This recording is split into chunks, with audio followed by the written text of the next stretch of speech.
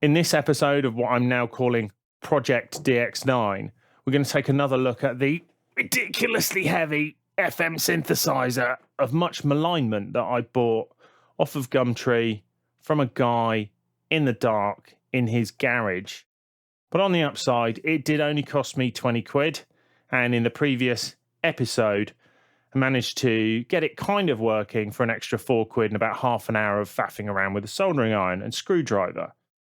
However, that doesn't leave it fully functional, as all of the sounds are still pretty crazy. And I don't really want to program them all in from scratch because the programming isn't particularly pleasant, and also the data slider doesn't work, so that would be long-winded and painful. On the up and downside simultaneously, the DX9 didn't use cartridges like the DX7 did, but it did allow you to load sounds from a cassette a la 1980s home computer.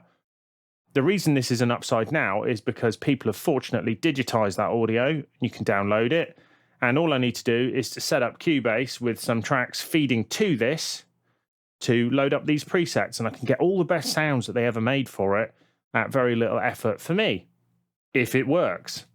And that's what we're going to find out in this video.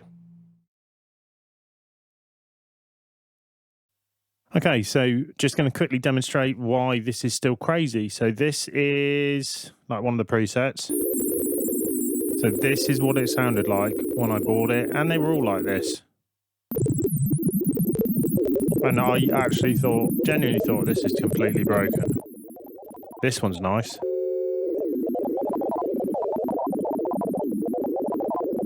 Yeah, absolute lunacy. So I thought, it's all broken, etc. So you can see there's all sorts of odd things happening. The LFO is always crazy fast, and so on. There's one preset on here which is just the reset one. So this is where sanity ensues. But the issue is we don't have any sane sounds to play other than this very nice one, and editing sounds on this panel here is just painful. So not going to do that. Now, what I've got set up is my Mac with an audio interface, the output of which is going into the input here. So it's pretty straightforward. I was going to do it on the main DAW, but I wouldn't be able to do screenshots of that at the same time, and it makes sense. So I've got it set up on a separate computer, and what I've done from YamahaDX9.com is I've downloaded one of the tapes, in quotes, and we're now going to try loading that in. So to load this, we need to make sure Memory Protect is turned off. So go to Function and then Memory Protect, and we can see it's off. But if I leave it long enough, it will turn itself back on. So I'm going to put it on to Load from Tape. So it asks us the question. It says Load from Tape with a question mark, and we say yes by pressing the yes button. And it says all from tape to memory ready. So it's just kind of confirming. So I press that, and now, hopefully, if I press play on the Mac, it should work.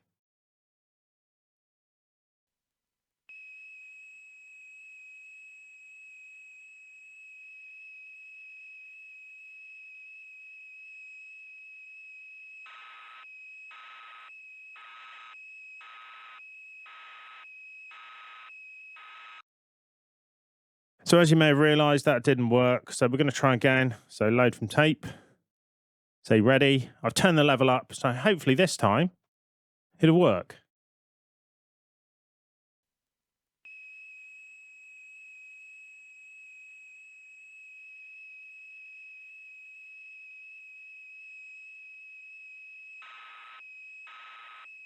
So you can see that number going up as it plays.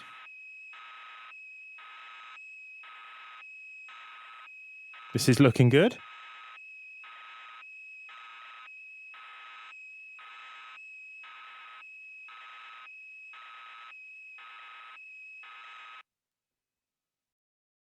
Right, moment of truth. We'll press number 1, which before was crazy.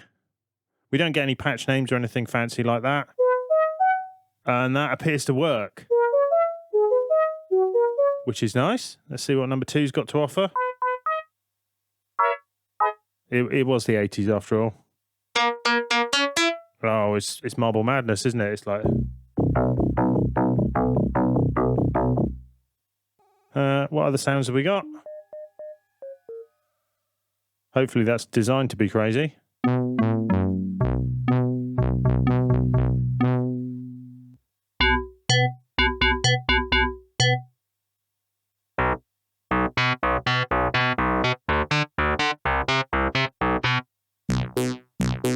Oh, it's all very evocative, isn't it? But it's classic FM, really. So, and this is the Owners Club first 20 patches.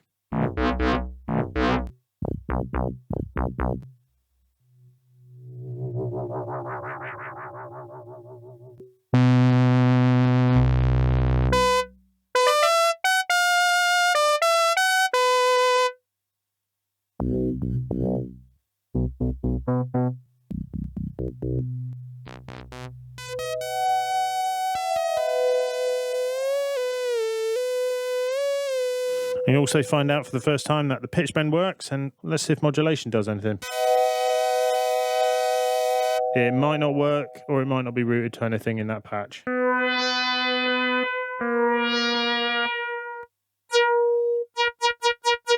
Yeah, I'm not sure if the mod wheel's working. Maybe we'll have to have a look at that.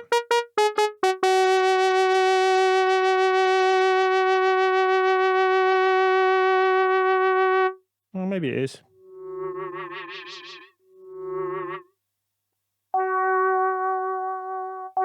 Yeah, hard to tell with that. But other than that, that's pretty successful. Let's try the next 20.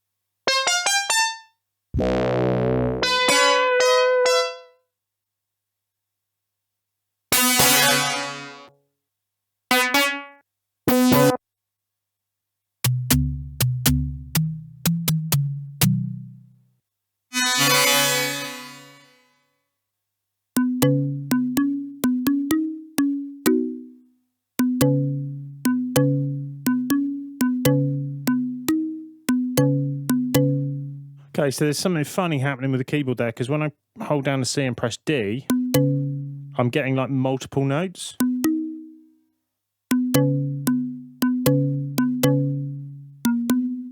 And I don't get that with anything else. So that's a bit odd. And obviously, we still may be getting tweaked by the data entry slider doing something weird if we've got anything set, which is why I put it on LFO speed.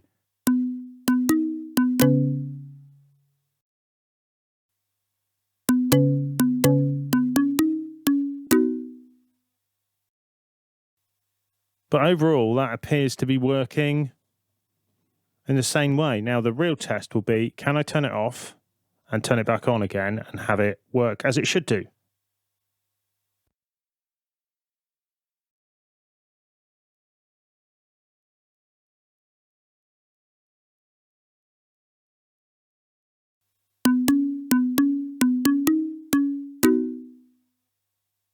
Wow, that's pretty good.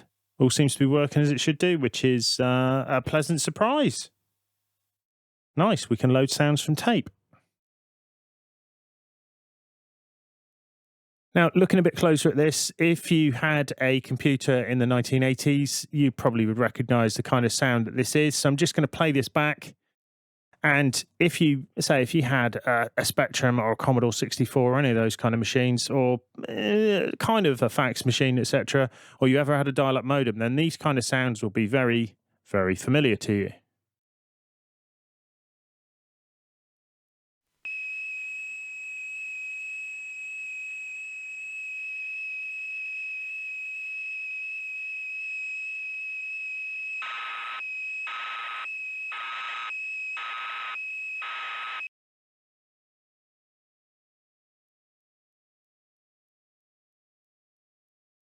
And this is definitely one area where a spectral editor, such as spectral as I've got on screen at the moment, really shows you what's happening. So we've got that constant tone, and then we can't see it too well, but you can see that there are multiple different tones happening, and it's flicking between the two. Generally, that's normally what happens with these kind of things. But maybe by altering the window size, etc., we could possibly see a bit more detail.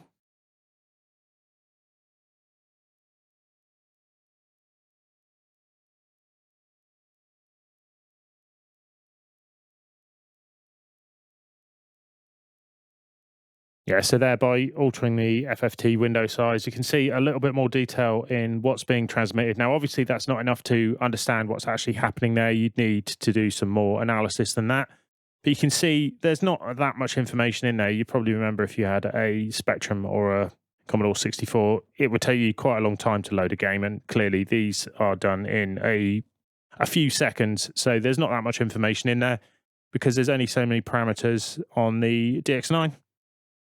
So that's why they load quickly and obviously sound like they do. But it's one of those things, at least it would have been nice to have the names in there because at the moment you just got 1 to 20 and we don't really know what they are. And obviously, if you load them off tape, you have no idea what anything is and you need to audition them all. But there we go. I'm moaning about what somebody did 40 years ago. So maybe I should just stop moaning.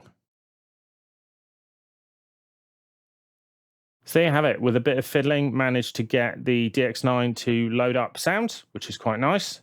And it stores them, and it's pretty much playable, which is a bonus. Not bad for the current investment level. However, there's still a couple of issues remaining. So the data slider doesn't work. The volume knob is broken off. And also the keyboard's got this weird issue with overlapping notes, which hopefully all of those will get fixed in the next episode of Project stop it. Anyway, thanks for sticking around that long. Go out and do something nice now. Go for a walk or have a nap or something like that.